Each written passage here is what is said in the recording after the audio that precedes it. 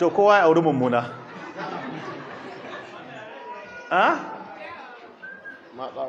saboda haka takeice me zai jawo mata shine tabarruj amma kyau ai ba kai matan Ethiopia ba kuma haka Algeria ba a kai su kyau ba kuma suna auren mutum in dai musulmi ne kuma raƙumi ya fi aure arha a wani yanki na Tamaras. Ethiopia su ma suna da kyau kuma suna da mu'amalan aure. Yasa malamai suka faɗa, wani malamin muna ce masa Dr. Ibrahim Ismail, ɗan Najeriya ne.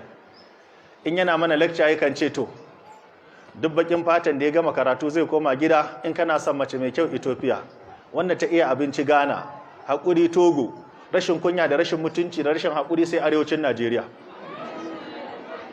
Haka dai ya faɗa. To muna fatan akwai masu kirki a cikinku, amma masu cewa ka sake ni ka bani takaddana, in ka sake ni ma wanda ya fi ka zai aure ni, sun fi yawa a cikinku. Yasa malamai suka ce manzon Allah ya faɗa cikin hadisi sahihi da isnadi mai kyau, duk matan da ta saba wa mijinta sallata ba zai wuce saman ɗakinta ba. Kuma duk matan da ta zamto bazi'atul lisan, bata tana kaushin harshe akan mijinta, manzo Allah ya ce wannan ma 'yar wuta ce. To wannan cuta na udwi da muka faɗi alamominsa, menene rigakafinsa? Kafin mu faɗi ciwo, wasu hanyoyi ne ake rigakafi ko wani hanya ne ake kamuwa da shi? Liktar Kansa wata mata ce marubuciyar littafi akan jinya, abin da ya shafi mata. Allah ya mata albarka. Ta ce ita daga cikin binciken da ta yi, abubuwan da suke haifar da wannan cutar suna da yawa.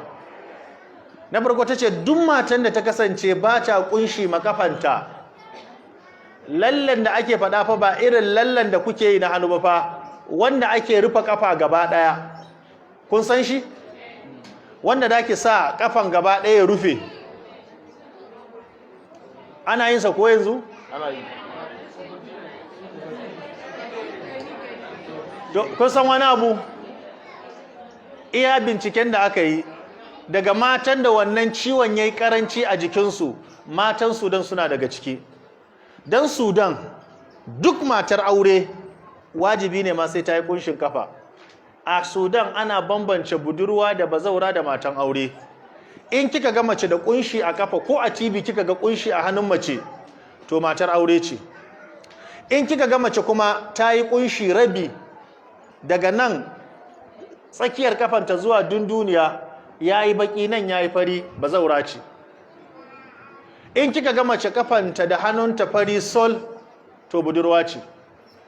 Shi yasa a Sudan in mace ta yi kunshi ba ta da aure, suna mata hukuncin karuwa ne, sai sun daure ta.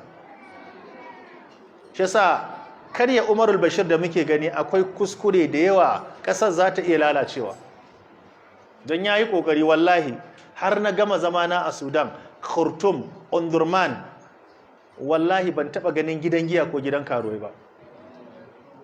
Kuma wallahi Allah shi ne shaida, idan muka fito daga Jami'a Ifriqiya za mu shiga cikin wasu anguwa, akwai wani malaminmu muna zuwa karatun muwatta a wajensa, akwai wani malami a Inqaz, malamin Hausa ne, Bahaushe ne, sun fi shekara 50 a Sudan, shi ne limamin Juma'a na Inqaz, muna koyon fikihu a wajensa. Wallahi in ka kai karfe 8 da mace ba gasima shine certificate of marriage, wallahi sai an kama ka a ganka da mace. Su wannan Allah ya masa albarka. Sannan kuma ƙasa ce da akwai kotu na mahakamatul adab, in kika yi wa mijinki laifi akwai inda zai kai ki aje a punishing ɗinki, ko a baki wanki da guga ko raka a 1000. Haka suke. Sannan shi kuma in ya zalunce ki, abinda ake yi shine za a raba albashinsa biyu, in yana cutanki sai a ɗauki rabi kawai, ana gama duk abin da kika sani na abinci za a ɗauko albashin duka a baki, sai kin gama ɗiban na abinci sai a sake rabawa biyu, sai ki ɗauki pocket, shi ma ya ɗauki pocket. So suna da tsari, Allah ya saka musu da alkhairi. To menene alamomi na kariya? Suka ce duk matan da take kunshi, domin an gano cewa kunshi a ta na'ura je gama ya ce duk matan da ta yi kunshi kar ta je zaɓe. Aka ce me yasa? Ce domin na'uran ba zai iya kallon kunshin ba.